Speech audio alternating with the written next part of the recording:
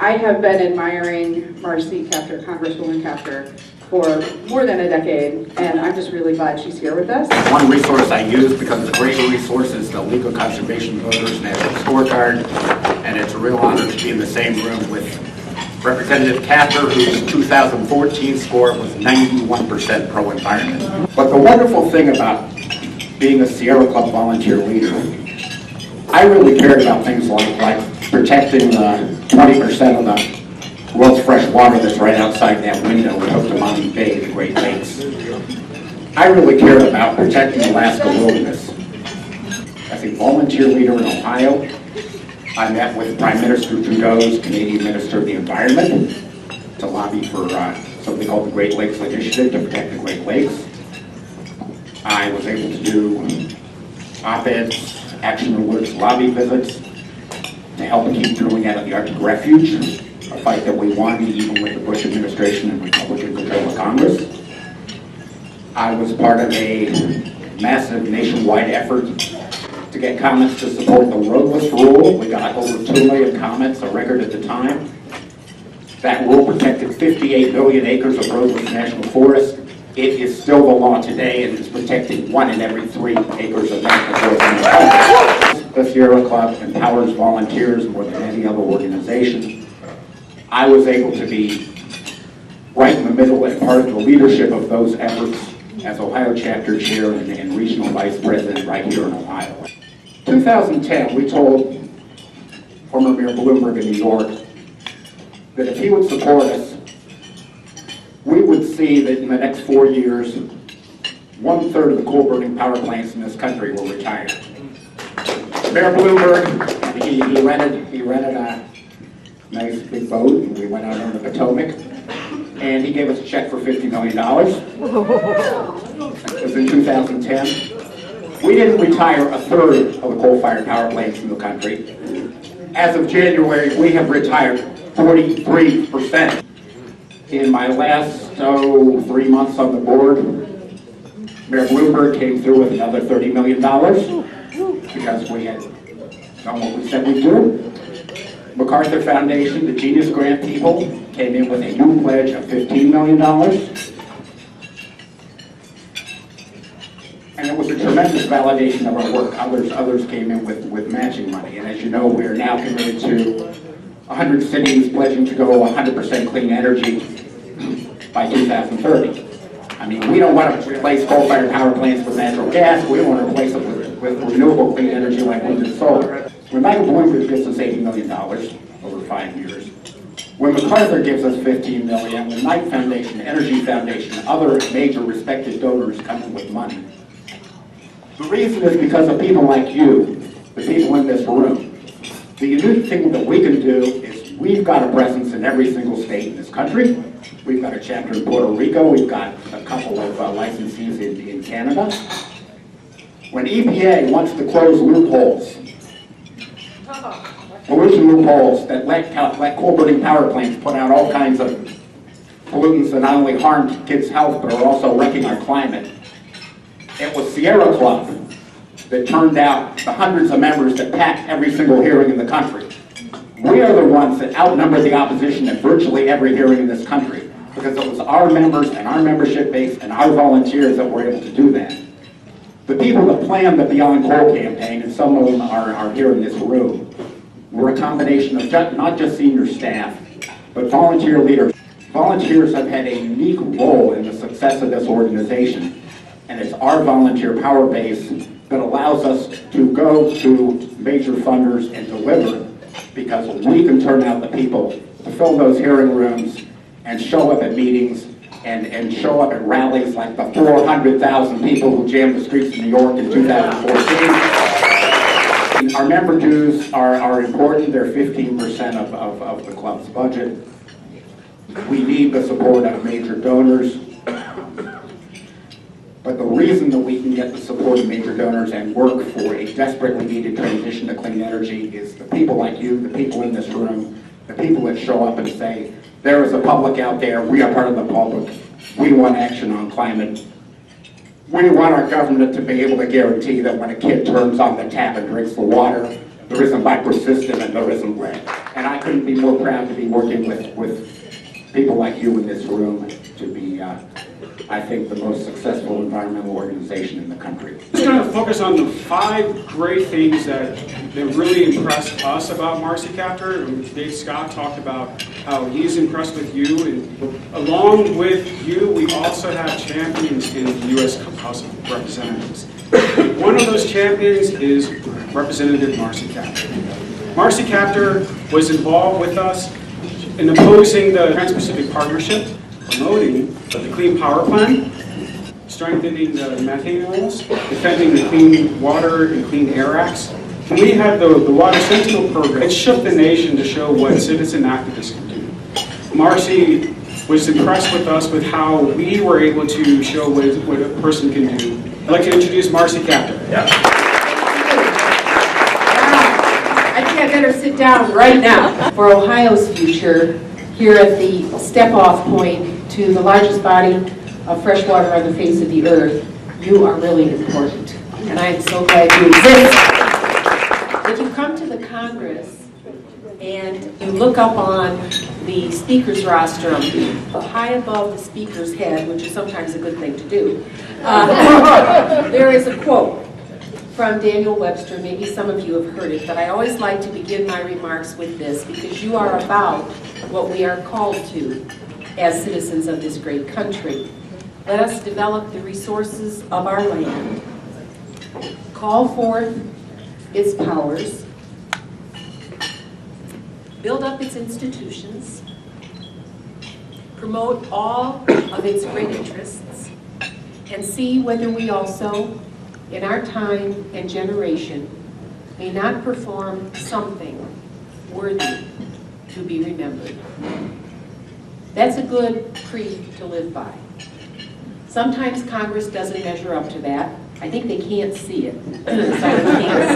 But it is why the Sierra Club. I was looking back to 1892, I saw it on here, and thinking about those who first formed the Sierra Club in this vast, really wild land, and what must have been in their heads, and what vision and leadership that took. And now you assume this mantle at the beginning of the new millennium and the new century, and we have such a different world than those who came before us.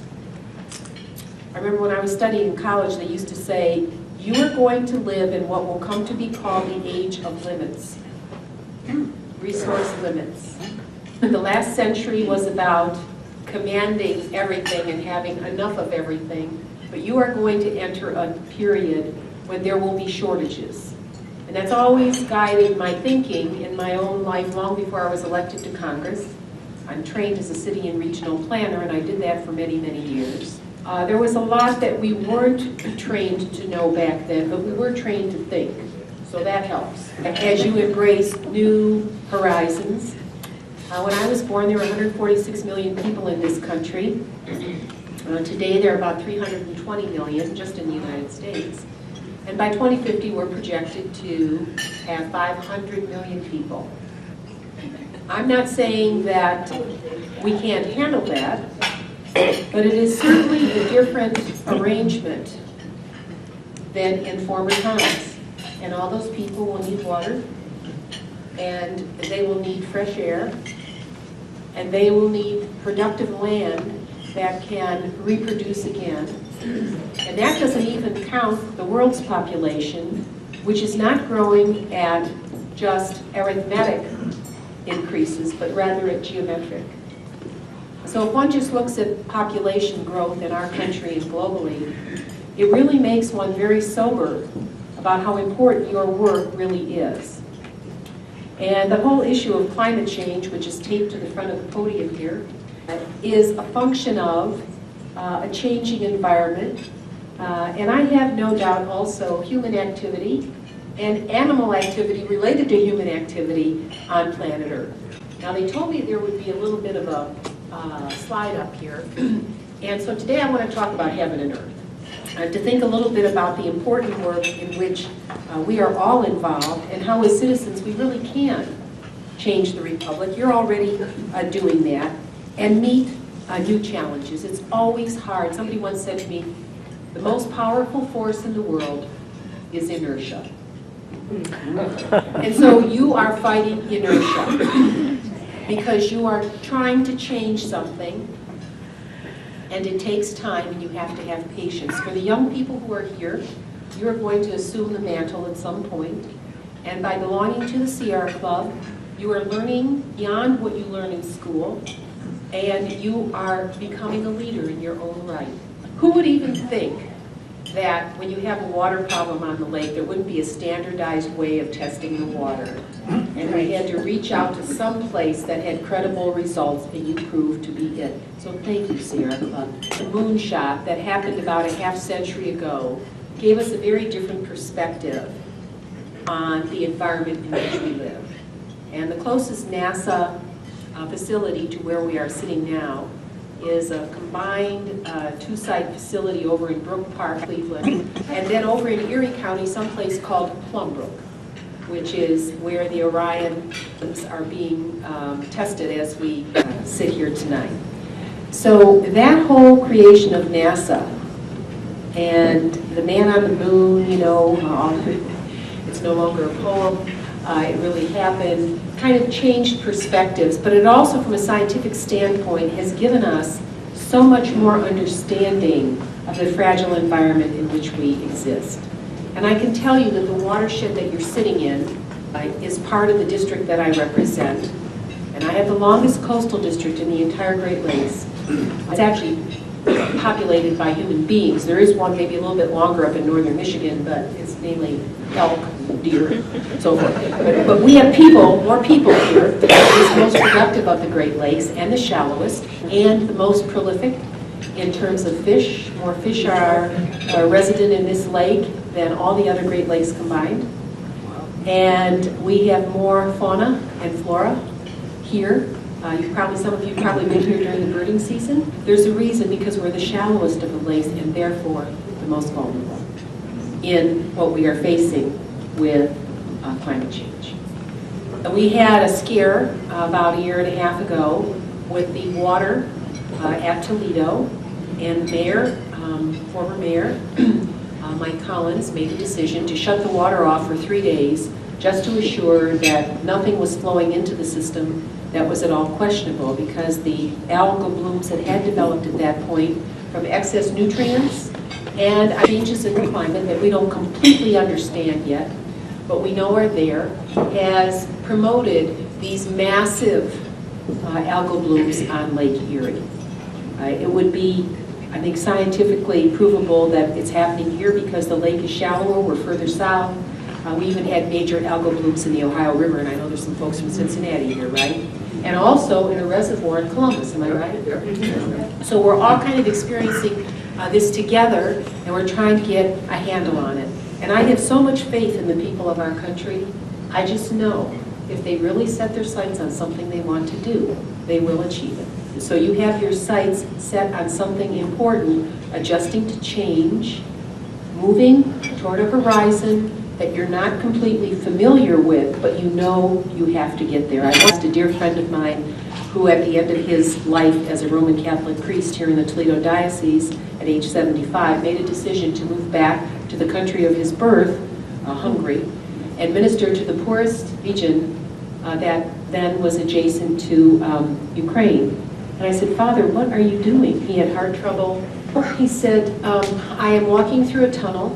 And he said, "I can't see the light at the end, but I only know one thing. I have to keep walking."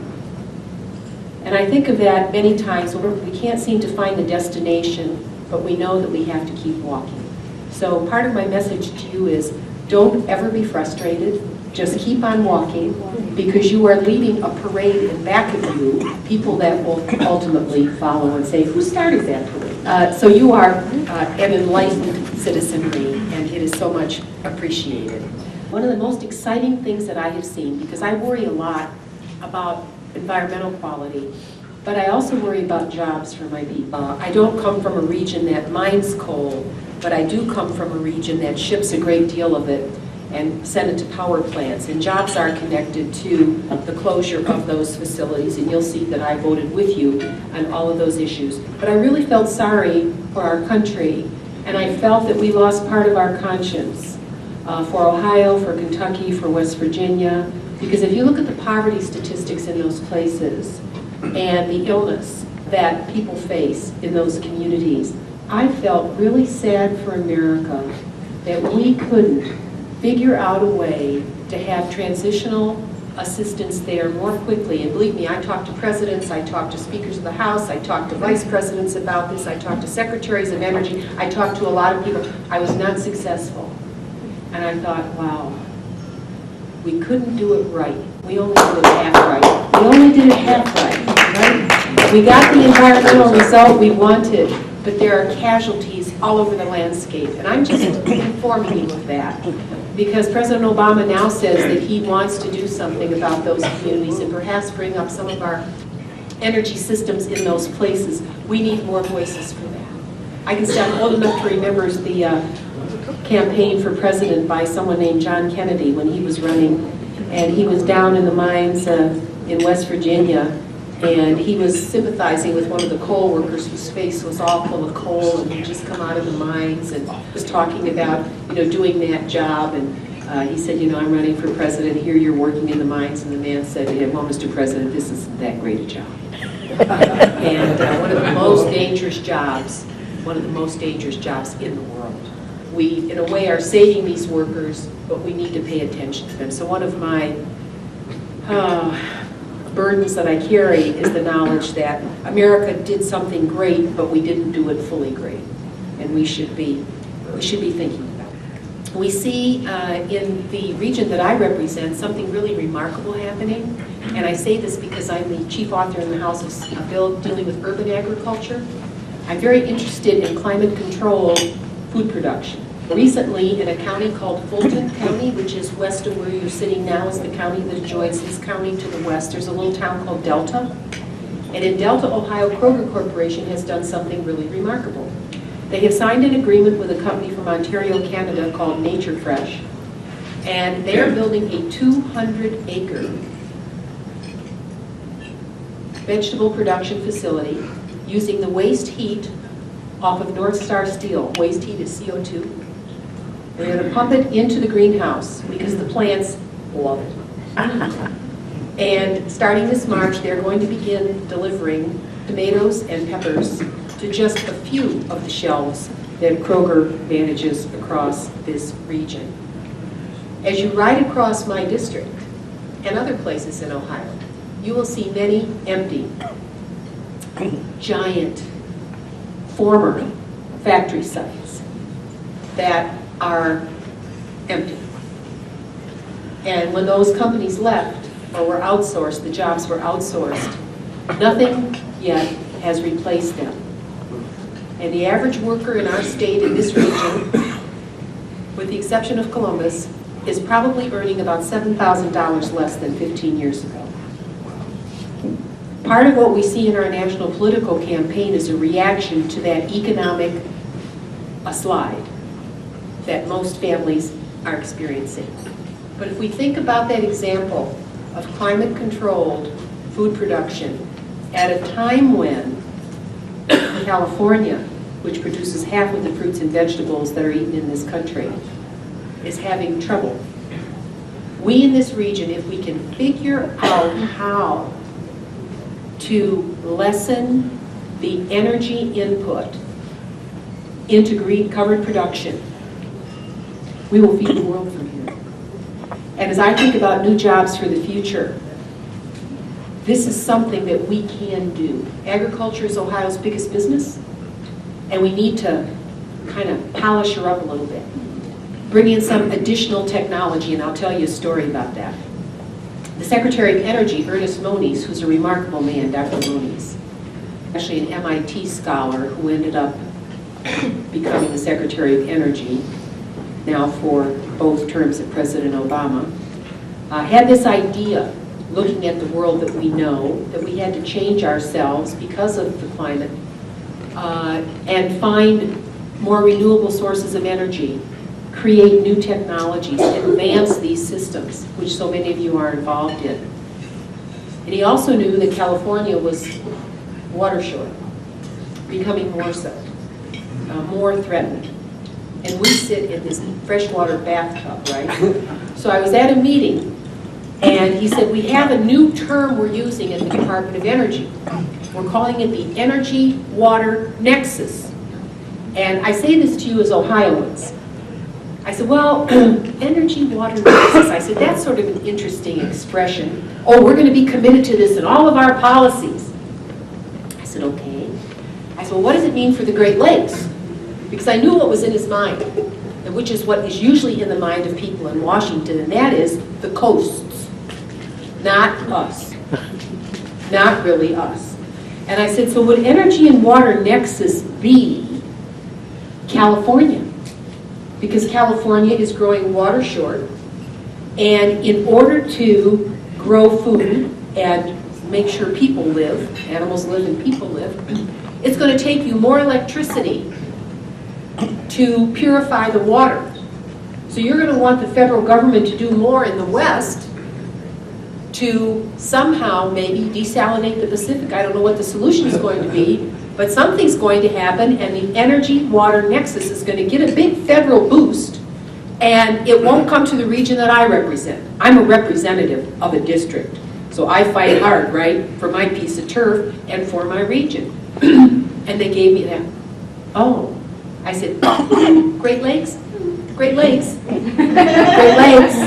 I said, how about if you here at the Department of Energy, and I am the ranking member, the top member of my party in the House of Representatives, so they got to listen a little bit because we kind of control their budget. So I said, how about us? What does energy-water nexus mean for the Great Lakes?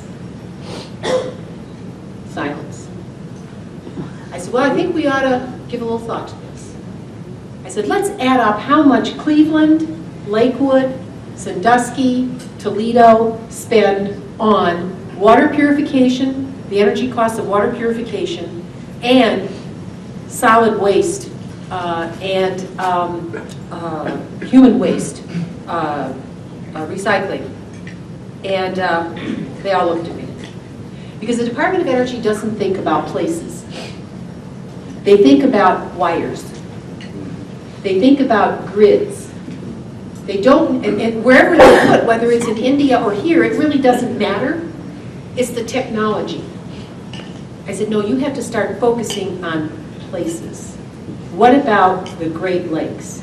They are so precious. And they'll become more precious with every passing day. All of a sudden we had their attention. I'm telling you this because you can be advocates also.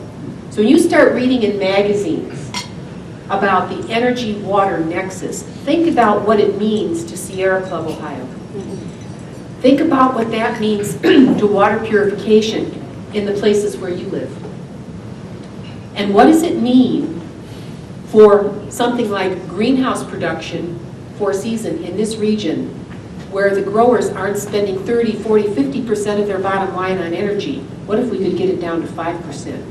Or 8% or 10%, we would blow the lid off the economy in this part of the continent, okay? So we got to go there. We got to lead the country there. What's left?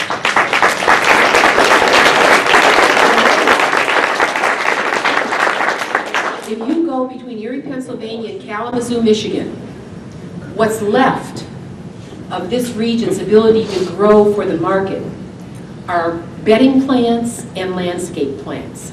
This is kind of this rich loam crescent from Erie, Pennsylvania to Kalamazoo, Michigan. And you can see these growers that are here have survived enormous federal subsidy to the West for 100 years. I remember in our family, we had an uncle, Uncle Joe. He was the biggest guy in the family.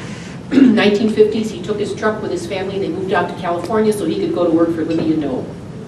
And I saw the Ohio tomato industry go like this. And I thought, wait a minute. First of all, I didn't want him to leave, or his wife. She made the best spaghetti of the whole family. And so our relatives moved out there. But I saw a whole family shaken by what I've now come to know as 100 years of federal subsidy for water and power in the West. We've never had that in the Great Lakes. We've always been market driven.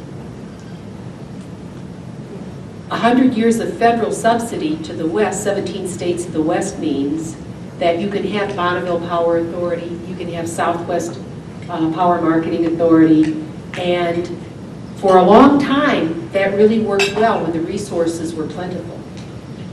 But they're becoming more short. So I just want to check mark that set of industries, because you might be able to be a voice. We were even talking a little bit earlier about in Cleveland, at the neighborhood level, some of the hoop houses and some of the gardens that are being developed in very clever ways, the technologies people are bringing forward, even at the most local level, to grow food close to where people live. I asked the big company, Nature Fresh, why did you move to the United States? You grow up in Canada. He goes, oh, very simple. He said, we want to be close to market. We were exporting all of our product from Canada into Ohio and beyond. It's just a lot more cost efficient, and frankly, from a standpoint of remittance, a lot cleaner to produce closer to market. They were exporting 80% of what they were growing. I thought, that's a market opportunity we haven't fully explored. So when you think about what we can do here in this very arable crescent with the water, what other waste generators do we have across the coast or other places in Ohio that can be put to other good purpose? You probably stumble over these in your work, and it's really something for us to think about and to apply the technologies of the future.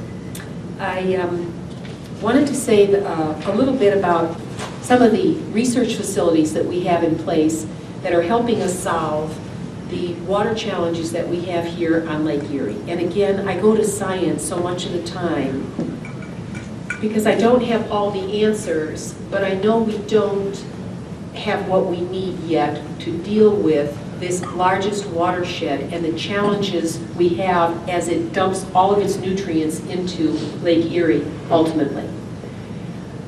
We have 2 million people that live in this largest watershed in the Great Lakes, and we have over 10 million animals. And every year we have the equivalent of about 43,500 boxcar loads of manure that are somewhere in this watershed and sometimes not wisely managed. It is a real problem. And with the Sierra Club's help, and with some of the agencies we work with, like NOAA, like EPA, there's some, and some universities, Heidelberg, University of Toledo, these are really great schools, Bowling Green State University, they're really trying to help us. But what happens is we get these individual measurements, different types of gauges, and guess what? They don't talk to one another. It's very hard to take the data at the scale we're talking about. It's a big scale we're talking about. Parts of 3 states, Ohio, Indiana, Michigan, part of Canada. And how do we get accurate data to assign responsibility for where the nutrients are coming from? How do we do that? So I happened to be over at NASA. So I go back to this. And I was talking about my frustration and the fact that I couldn't get any mapped information so I could target the limited dollars we have to create a wetland here or to fix a stream here. And about 5 months later, the director, who is incredible, and I encourage you to invite him to one of your meetings, his name is Jim Free. He's one of the finest NASA directors we've ever had. He said, Congresswoman, I want you to see something. So he took me back in one of the hangars, and he shows me this airplane. I said, so what am I looking at here? And he said, no, I want you to look here. And what he showed me was infrared technology that they use for geospatial mapping. And I said, okay, so what? And he said, as I listened to you, and NASA had done several flyovers over our lake, taking pictures of the algae and being able to tell us where the toxic parts were. The seeing eye, you might say, is so strong, it can literally bring it up like a cell and show you what's there.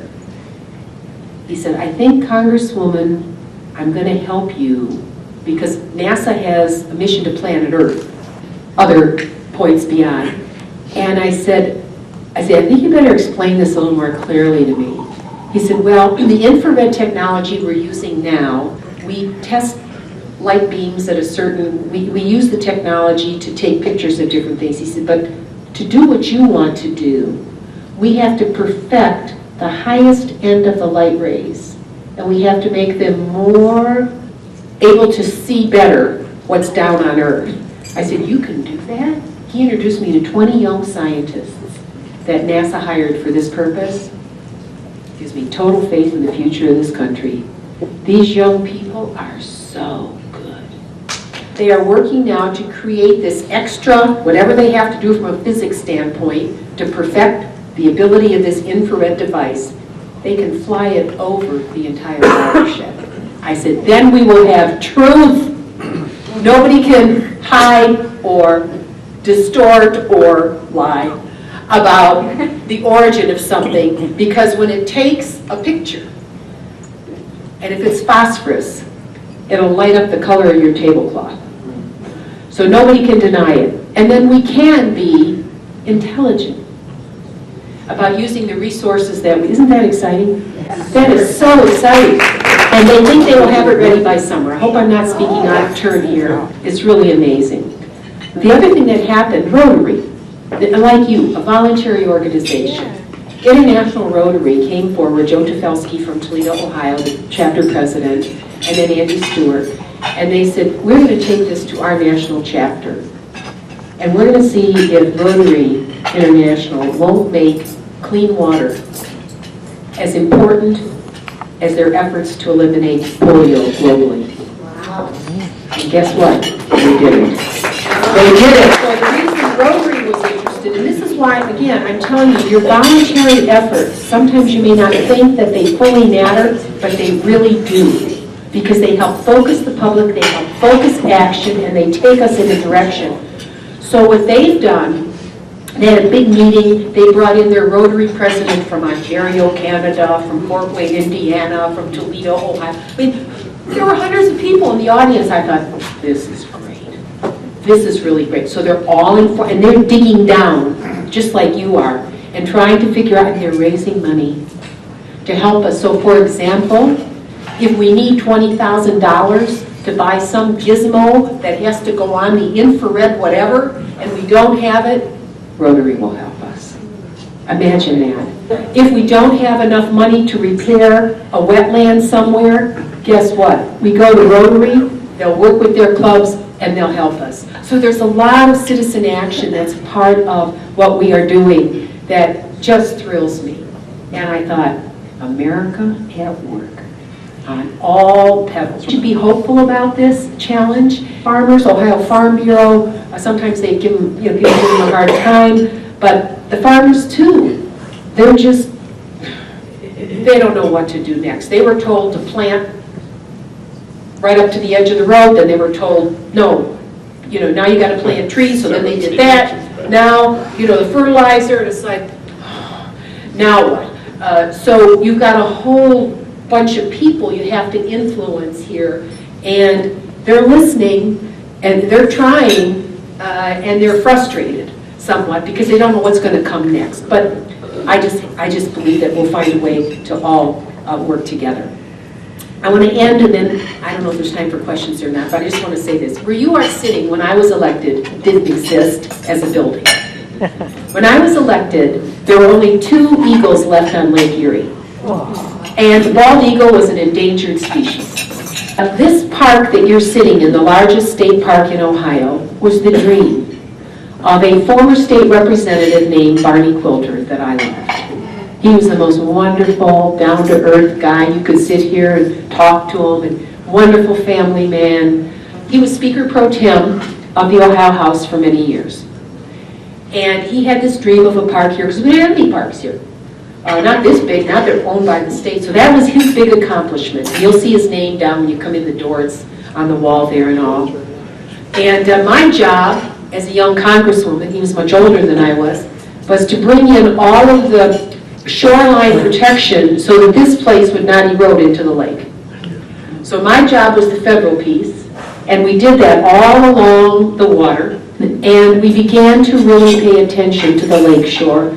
And this remains for this entire length of Ohio's coast, the Lake Erie coast. If you go from Pennsylvania to Indiana, between Sandusky Bay and Toledo, the only major open area on the entirety of Lake Erie of this magnitude.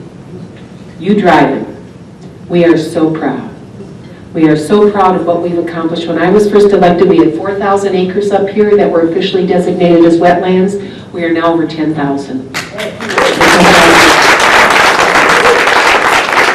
is like a big sponge. We know how precious this region really is. A year and a half ago, 2 years ago, first set of eaglets hatched here took flight, and they went over, they took nest over in the Cuyahoga National Valley, right? They, in the park there. I thought, aha, the Western Basin gives life to the bald eagle. How about that? And they were taken off the endangered species list now, right? Yeah. Right. So that's all happening here, and we're pretty proud of it. But you know, we're not like New York City. We don't have people like Michael Bloomberg with all that money. We're trying to get Tom Steyer here. We're trying to, I've been bothering him because I think he should take an interest in the Great Lakes, and this lake in particular, because it's our first major test. Maybe you can help me do that somehow. Because the Secretary of Energy has worked very hard, and he's created this Breakthrough Energy Coalition. Have you heard about this? Very, very wealthy people, including Bill Gates and others, have formed this organization where they're going to put $20 billion into private money.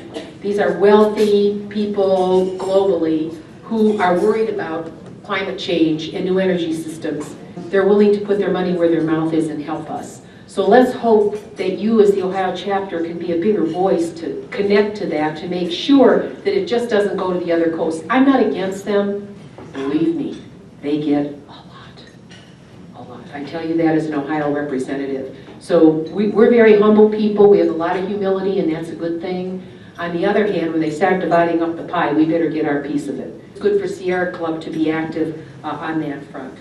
I want to thank you very, very much for your attention. Always feel that you have a friend here. I could talk to you gazillion hours about energy. All I know is one of my goals, and I'll end with this, I'm the first woman in my party ever to be on the Defense Appropriations Committee. When I first got on the committee, one of the first questions I asked of all the generals, I said, I'd like to know how energy efficient your department is. And I did get a lot of strange looks. We passed a lot of legislation to develop new technology through the Department of Defense. And if you listen to the Marine Corps Commandant right now, you think it was their idea. Right? And we challenged all the departments, Air Force, Army, Navy, to see which one could be the most energy self-sufficient, to move into the new world of energy. And I would have bet, because the Air Force uses half of the energy the department buys, and the Department of Defense is the largest consumer of energy on the face of the earth. Okay? So if you're going to start to lead a parade, they have to be at the head of it. So I would have thought that Air Force, and they're based in Ohio, so I was waiting for Air Force to come up with all these new technologies and to show all this progress. But they weren't. It was the Marine Corps. And the reason is because up front and close, they're dying for it. And they see it face to face every day. And it costs us $400 to deliver 1 gallon of fuel to the front lines in Afghanistan or wherever they're deployed. And we've had to develop more flexible energy systems to support our troops around the world. I think we have the greatest Secretary of Navy ever. Secretary Ray Mabus, what a man, what an American, oh my goodness. I continue to be so impressed with him. So he's a friend, he would be very comfortable here with all of you. Helping America to become energy independent again. Defense Department is now walking hand in hand with us because they understand it. But you are always welcome to our office, whether it's here in the district, which is a very long district, from Cleveland all the way to Toledo. If you wear yourselves out walking around the Capitol, please come to us, and please, in your own lives, perform something worthy to be remembered. God bless you. Thank you.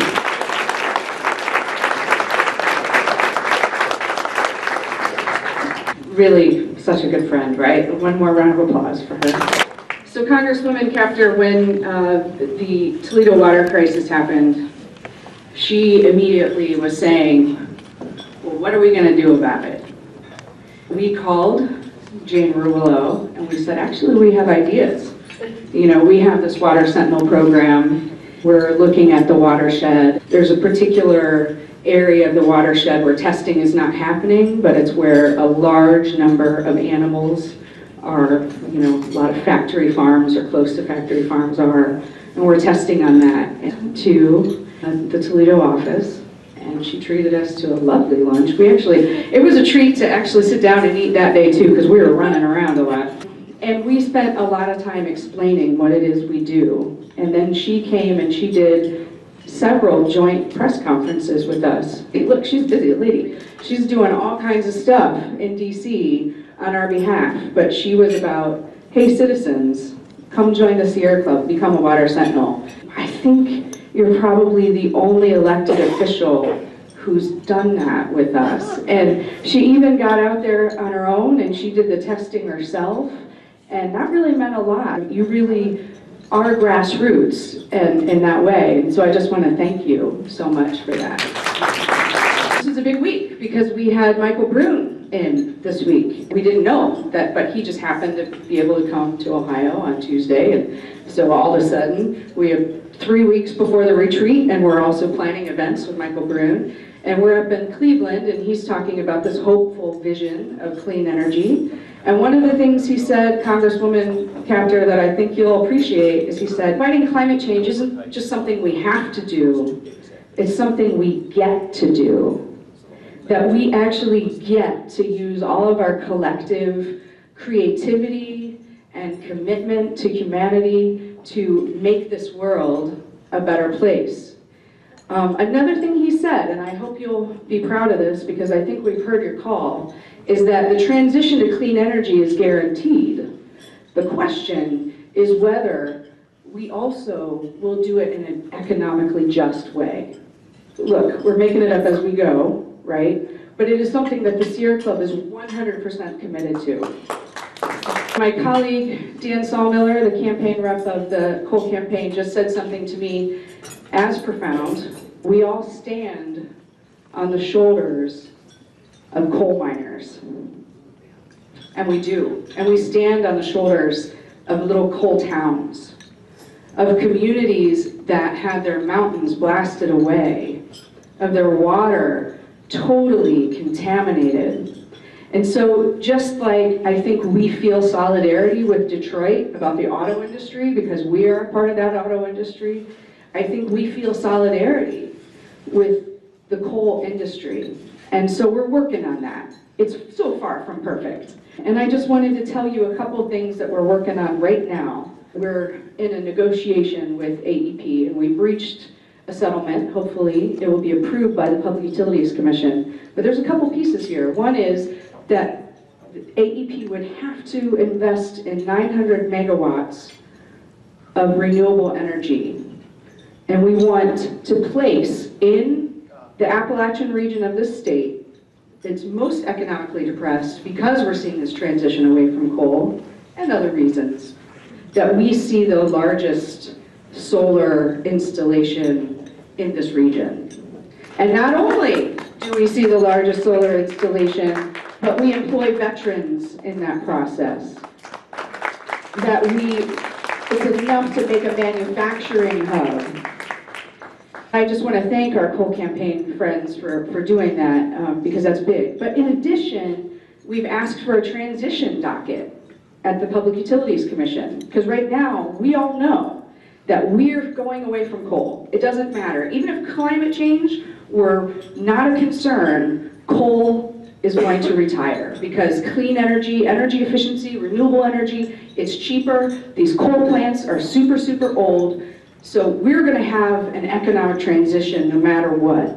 And so the other thing about this is that it would require AEP in a very public and transparent way to talk about what are we going to do when these coal plants retire? What's going to happen to local revenue, the school systems and the revenue that they get and the school funding? What's going to happen to the workers?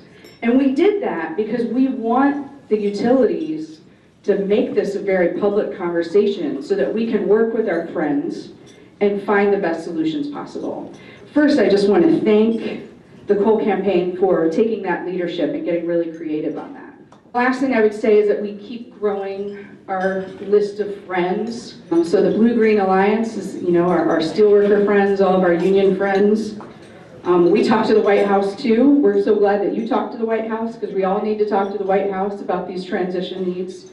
We partner with veterans, with faith institutions, with weatherization providers, with the NAACP, with power companies, now even with Jobs Ohio. We're sitting down and we're trying to figure out this transition plan. And so just know that we hear your call, Congresswoman, and we will do everything we can to make sure this transition is just. With our union friends, we are bringing the Good Jobs, Green Jobs conference to Cleveland on June 6th. And that's a good thing, right? Because a little bit later in the summer, we're going to have the largest gathering of climate polluters and climate climate deniers, right? So they're going to be there. So we're going to make sure Cleveland knows what's up, and everyone else does too, because we're going to have the Good Jobs, Green Jobs conference, and we hope you'll join us. We'll have a huge delegation, hopefully from the Ohio chapter, to go. We have a few questions. Looks like we have one from our force of nature, Cheryl John Cox. Thank you for putting together the Dear Colleague letter from Ohio delegation on methane to address climate change from oil and gas, the oil and gas industry. We really appreciate you taking that leadership and stepping forward and addressing that piece of climate action that hasn't gotten as much attention as the Clean Power Plan. So thank you so much for taking that leadership role. We really appreciate it. I wanted to thank you very much. Thank you for your leadership. On the methane issue, one of the challenges that we face, and maybe some of you have ideas on this, but if you come to the city of Toledo, you will see an old landfill, and it's not the only one. I'm just picking on that one because it's the closest one, and it is belching methane. And the community brought in 10 years ago a outside organization that told them that if they installed this and paid millions of dollars that it would solve the problem. Well, guess what? It failed. As did every other installation similar to that around the country. So it is still belching methane. So the technologies that help us capture what's there and prevent release to the atmosphere is just so important to us. Thank you for bringing up that point. I forgot to tell you one story. Can I just tell you one? This is such a great story. Such a great story. When I talk about different Americans doing things that don't get enough publicity, First Solar, a company you've probably heard of in this region in Perrysburg, Ohio, began in a closet at the University of Toledo. This was back in the 1980s, and there was a wonderful businessman in this region, Dr. Harold McMaster, his partner, Norm Mitchke. Dr. McMaster was a Republican. I'm a Democrat. But Dr. McMaster was first a scientist. No, first he was a humanitarian. And then he was a scientist. And he said, Congresswoman, I need help. And he brought me into this chamber with this aluminum looking, what was shiny. It was this vacuum chamber with all these dials and all this stuff. I had no idea what I was looking at. And it was all crammed in this little closet. I said, what are you doing? Because what he'd done before, he was in the auto industry. And he made windshields and things like that. And so he said, I'm creating a several layer product that will be for solar energy. And this is a vacuum chamber that we're going to put it on. We're going to layer. I didn't know what he was talking about. And he said, but I need some help from photovoltaic research. And so we were able to connect him to the U.S. Department of Energy back in the 1980s. He perfected his technology, and I had no doubt that if he was doing something, he would do it right. So many years later, fast forward, his company existed, First Solar, and he patented everything, but he couldn't get the financing in Ohio. And so he had to take his company to Tempe, Arizona, and that's where it's headquartered now. As the company grew larger, they moved it to Perrysburg. But it sort of reminded me of the story of the auto industry and why it ended up in Detroit rather than Ohio. because of finances. And the fact that somehow whatever constellation of people invest, they chose not to invest in him. At the end of this doctor's life, and I tell you this is just such a great Ohio story. This man was born in northwestern Ohio, Dr. McMaster. He said, Congresswoman, I want you to come to my office and I want to show you something. I said, okay. And he said, I'm inviting my family and I don't care if they're interested or not. And he said, I'm founding a new company. He was in a wheelchair then. I think he was about age 84. I said, okay, doctor. And he said, yes, I'm going to found a company. I'm going to call it Solar Fields. I said, it's okay. And I'm thinking, what does he want from me, you know? But we're going to build a solar field 50 miles by 50 miles. And I'm thinking about shrinking federal budgets. Where am I going to get the money to do this research? I said, Dr. McMaster, can't you make it smaller? Like, you know, 25 feet by 50 feet or so, something we could fund, you know, to move the technology. And he said, I'm going to put it in a place where the rays of the sun meet the earth at a certain angle and where there is no dust. I said, you know where this is, don't you? He goes, yes. I said, where is it? He said, it's the Salton Sea.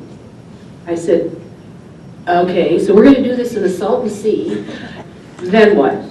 He said, and then we're going to backload America. And I share that story because he was such a visionary. He was thinking so far ahead of his own lifetime. And now we see solar at a level where it's cost competitive. We got some work to do on inverters and so forth, and integrating into the construction package. But I share that story of a Buckeye who gave his life to the future. And he funded one of the greatest business people I ever met, auditoriums at our university, huge endowments to our local public library, funded the Montessori school.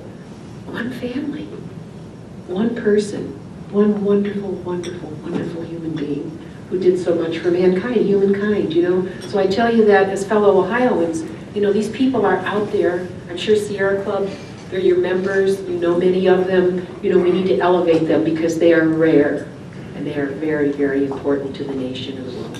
What is the future of federal tax credits for solar power? Well, they've been extended again, and so you see investment now, again. And I think it's, so far, we seem to be able to continue. The real answer, the math answer, is it depends on who you elect to Congress and who you elect as President of the United States. So it's a political question. But the research moving along at a level now, and we have put research not just at the Department of Energy, but at the Department of Defense. The Department of Agriculture has a whole energy division, which, by the way, I helped create with Senator Tom Harkin, who's retired out of the Congress now. They're into energy. They had to be dragged into it. That's a whole other story. Now they're realizing it isn't just food, forestry, and fiber, it's also fuel. And so they have to perfect what they're doing there. So it isn't just one department, but I think there's enough support now in the public. The public is changing. I mean, they want the change. And I think the more you can do to show jobs being created, the younger people are already there. So a lot of these Neanderthals will just have to be sorted out. Speaking of a younger person, we have Jack Turner here. Fossil fuel companies have been in a great deal of financial trouble, despite the fact that they receive very substantial taxpayer subsidies. And some people have suggested that we may see a bailout of the oil and coal industries, similar to the bailouts 7 or 8 years ago. I'm sure nobody here wants their tax money going to prop up big polluters so they can keep polluting. So what can we do if that should be seriously proposed? I'll recommend 2 books, one by a Republican, one by someone who I think is a Democrat, but I'm not sure. The Republican book is called American Theocracy. If you go to chapter 8, it's about the financialization of the U.S. economy. And Kevin Phillips, a brilliant man in our country, talked about the changing nature of what enterprise is in America. There's a chart in that chapter that shows you how important the financial companies have become in our country as political forces in contrast to the industrial companies and other companies. It's a measure of political power as well. And those financial companies will fight very hard because energy trades are done in petrodollars. Oil is done in they're booked through certain Wall Street institutions, and believe me, those institutions are plugged into Washington, D.C. in a way that is breathtaking. The smarter we are about what's going on, the better off we all will be. So I recommend that book. And then on the other side, a book called Sleeping with the Devil by a former CIA agent named Robert Baird, who's now a reporter for CNN on occasion. He spells out in the first third of the book, I think, about how the petrodollar trades are actually done on Wall Street. And from my own research, I know that since World War II, every time gasoline has gone up to over $4 a gallon, including right before 2008, this nation falls into deep recession. Now it's going the other way. And I think what it means is that those Wall Street petrodollars, depending on the way they were hedged in the futures markets, I mean, I don't know where it is in the financial system globally or domestically, but it's very serious because of the way that those dollars are booked inside our economy. And I haven't read one article, I haven't seen one set of reporters know these are perfectly hedged, but I think it's a very dangerous world. That's why I have fought from the day I was elected, which is before you were born, to try to make America energy independent. Because if you look at our trade accounts, you talked about the TPP, largest trade deficit category we have had for over 3 decades is petroleum, imported petroleum. It has amounted to trillions if they go offshore. But then it's interesting, but they come back and are recycled through the Wall Street big banks. It is all tied into the New York Federal Reserve.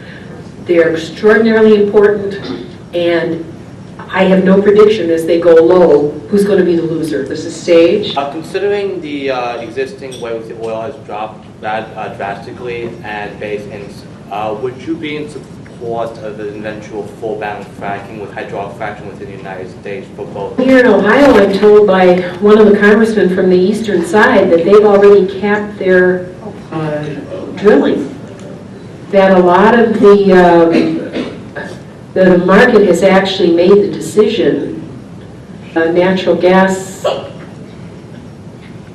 is at I'm going to say a standstill, but it's definitely dialed back a great deal here in this state. I'm not sure about North Dakota and other places. I'm really not sure. The fracking technology was actually developed by the Department of Energy, so we all paid for that. Natural gas resources are finite. I can't tell you what year they'll run out. Now that we have the lift and the moratorium of exporting oil, we're starting to see that fracking is probably going to pick up, especially in the Wayne National Forest. So anything you could do to help us with that, we would be grateful. Did you want to leave us with a final word? Sending a message in Cleveland. However you do that, the world press will be in here. So I'm sure you have a public relations committee, and you're going to think about how to use your influence as a time to educate and inform. I saw something interesting in the Washington, D.C. airport. I was running with my suitcase, as I always do, and believe it or not, they're actually renting parts of the floor to put like these big advertising messages that stick to the floor. And I thought, everybody that walks through sees these. What a great idea. I don't know if they'd allow you to put energy and environmental messages up there, but you're going to have a lot of foot traffic through here. And usually what happens is a big convention, the press comes early, and they're bored. So they go eat, drink, whatever they do in their free time. So you want to maybe have a special bit of advice there on where to find them, which hotels they'll be in, set up your own press conferences. What an important time for Ohio. There's going to be a People's Climate Convention at the Old Stone Church a week before the RNC. What a great idea. Well, take your best leaders from that and make sure that they meet the national and international press coming in.